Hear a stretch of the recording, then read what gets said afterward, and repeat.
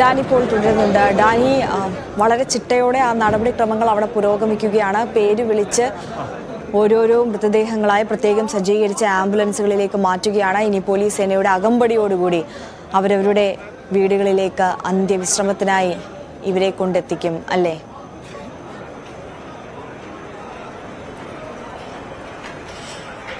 ആര്യ, അങ്ങനെ തന്നെയാണ്. നടപടികൾ പുരോഗമിക്കാൻ വളരെ പെട്ടെന്ന് ഈ കാര്യങ്ങളിൽ തീരുമാനം വേണം. അത് മുഖ്യമന്ത്രിയുടെ തന്നെ നേരിട്ടുള്ള നിർദ്ദേശമാണ്. ഇവിടെ ഒരിക്കലും ഒരു താമസവും വരുത്താൻ പാടില്ല എന്ന് അദ്ദേഹം കർശനമായ നിർദ്ദേശം നൽകിയിട്ടുണ്ട്. അതുകൊണ്ട് തന്നെയാണ് ആ രീതിയിലേക്ക് ഇവിടെ എല്ലാ മൃതദേഹങ്ങളും എത്തിച്ച ശേഷം അന്തിമോപചാര ചടങ്ങുകളെല്ലാം വളരെ പെട്ടെന്ന് ചുരുങ്ങിയ സമയം കൊണ്ട് തന്നെ തീർന്നു. അതിനുശേഷം മുഖ്യമന്ത്രിയും മറ്റു മന്ത്രിമാരും കേന്ദ്രമന്ത്രിമാരും അടക്കമുള്ളവരെല്ലാം തന്നെ വളരെ പെട്ടെന്ന് മടങ്ങിപ്പോവുകയും ചെയ്തു.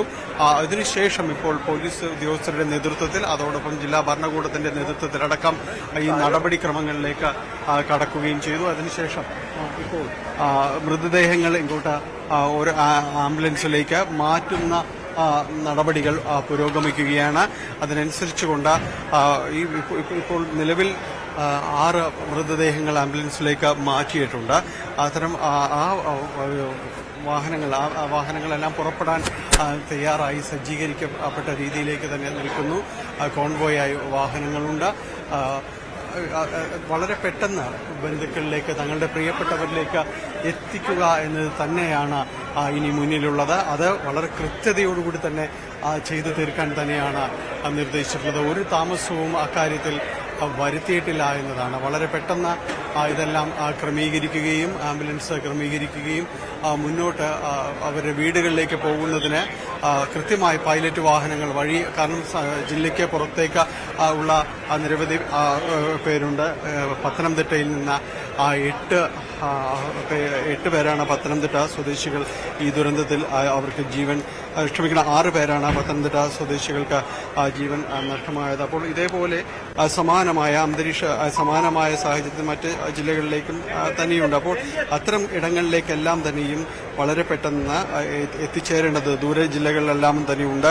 6 പേരാണ് പത്തനംതിട്ട സ്വദേശികളായുള്ളത്. കാസർഗോഡ് 2, മലപ്പുറത്ത് 2, കോട്ടയത്ത് 3, തിരുവനന്തപുരത്ത് 2, കൊല്ലത്ത് 4, തൃശൂർ 1, കണ്ണൂരിൽ 3 പേരുമുണ്ട്. അപ്പോൾ ദീർഘദൂരത്തിലേക്കെല്ലാം തന്നെ പോകേണ്ട സ്ഥലങ്ങളുണ്ട്. അപ്പോൾ അത്തരം കാര്യങ്ങളെല്ലാം വളരെ പെട്ടെന്ന് പൂർത്തീകരിക്കുക എന്നതാണ്. യാതൊരു രീതിയിലും തടസ്സമുണ്ടാവാതെ മുന്നോട്ട് പോവുക എന്നതാണ്. അത് ഇപ്പോൾ വാഹനങ്ങൾ പുറപ്പെടുകയും ചെയ്തിരിക്കുന്നു. ആംബുലൻസ് വാഹനങ്ങൾ മൃതദേഹം കയറ്റിക്കഴിഞ്ഞ ശേഷമുള്ള വാഹനങ്ങളെല്ലാം തന്നെ ഒന്നൊന്നായി പുറപ്പെടുകയാണ്. വളരെ പെട്ടെന്ന് ഇത് പൂർത്തീകരിക്കുക എന്നത് തന്നെയാണ്. പോലീസിനും ആ രീതിയിൽ തന്നെ നിർദ്ദേശം നൽകിയിരിക്കുന്നു. ഒരു രീതിയിലും ഇതിൽ താമസമോ യാതൊരു രീതിയിലുള്ള വൈകല്യവും ഉണ്ടാകാൻ പാടില്ല എന്നത് തന്നെയാണ്. അത് മാത്രവുമല്ല, ആ നിരത്തുകളിൽ കടന്നു പോകുമ്പോൾ അത് വളരെ പെട്ടെന്ന് കടന്നു പോകാനുള്ള സജ്ജീകരണങ്ങൾ ചെയ്യണം എന്നൊരു നിർദ്ദേശം കൂടി അവർക്ക് നൽകിയിട്ടുണ്ട്. വളരെ പരിഗണനയോടുകൂടി തന്നെ ഈ വാഹനങ്ങൾ കടത്തിവിടണം എന്ന നിർദ്ദേശമാണ് നൽകിയിരിക്കുന്നത്. അപ്പോൾ ഒട്ടും താമസമില്ലാതെ തന്നെ ഇവരുടെ വീടുകളിലേക്ക് മൃതദേഹവുമായി തങ്ങളുടെ പ്രിയപ്പെട്ടവരുടെ അന്ത്യയാത്രാ പറച്ചിലിന് വേണ്ടി എത്തുന്നതിന് വളരെ പെട്ടെന്ന് അതിനുള്ള സജ്ജീകരണങ്ങൾ ചെയ്തു കൊടുക്കുക എന്നതാണ്. അത് പൂർണ്ണമായും തന്നെ ചെയ്തിരിക്കുന്നു. നോർക്കയുടെയും എല്ലാം നേതൃത്വത്തിൽ അത്തരം ക്രമീകരണങ്ങൾ പൂർണ്ണമായും പൂർത്തീകരിച്ചിരിക്കുന്നു എന്നതാണ്.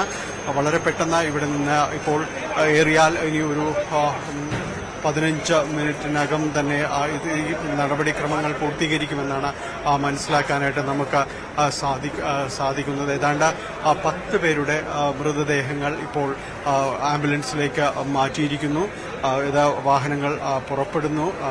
ഇനി ബാക്കി അവശേഷിക്കുന്നതാണ്. തമിഴ്നാട് സർക്കാരിന്റെ കൂടിയുണ്ട്. അത് 7 പേരുടെ കൂടി മൃതദേഹങ്ങളുണ്ട്. അവർ മന്ത്രിയുടെ നേതൃത്വത്തിലാണ് അത്തരം കാര്യങ്ങൾ ഏകോപിപ്പിക്കുന്നത്. അവർ തമിഴ്നാട് മന്ത്രിയടക്കം ഇവിടെ എത്തുകയും ഉണ്ടായിരുന്നു. എന്തായാലും ഇതിനുശേഷമായിരിക്കും തമിഴ്നാട് സർക്കാരിന്റെ നേതൃത്വത്തിലുള്ള വാഹനങ്ങൾ ഇവിടെ നിന്ന് പുറപ്പെടുക എന്നതാണ് നമുക്ക് മനസ്സിലാക്കാനായിട്ട് സാധിക്കുന്നത്. മറ്റ് ക്രമീകരണങ്ങളെല്ലാം പൂർത്തീകരിച്ചിപ്പോൾ 10 പേരുടെ മൃതദേഹങ്ങൾ ഇവിടെ നിന്ന് പുറപ്പെടുന്നു എന്നതാണ്. ഇപ്പോൾ നിലവിൽ 5 വാഹനങ്ങൾ ഇവിടെ നിന്ന് ആംബുലൻസ് ഇവിടെ നിന്ന് പുറപ്പെട്ടു കഴിഞ്ഞു. മറ്റ് 5 ആംബുലൻസുകളിലേക്ക് മൃതദേഹങ്ങൾ കയറ്റിയിട്ടുണ്ട്. വൈകാതെ അവരും പുറപ്പെടും. ഇതര ജില്ലകളിലേക്കാണ് പുറപ്പെടുന്നത്. ഇതിനുള്ള ക്രമീകരണങ്ങളെല്ലാം പൂർണ്ണമായും പൂർത്തീകരിച്ചിരിക്കുന്നു എന്നതാണ് ആര്യ.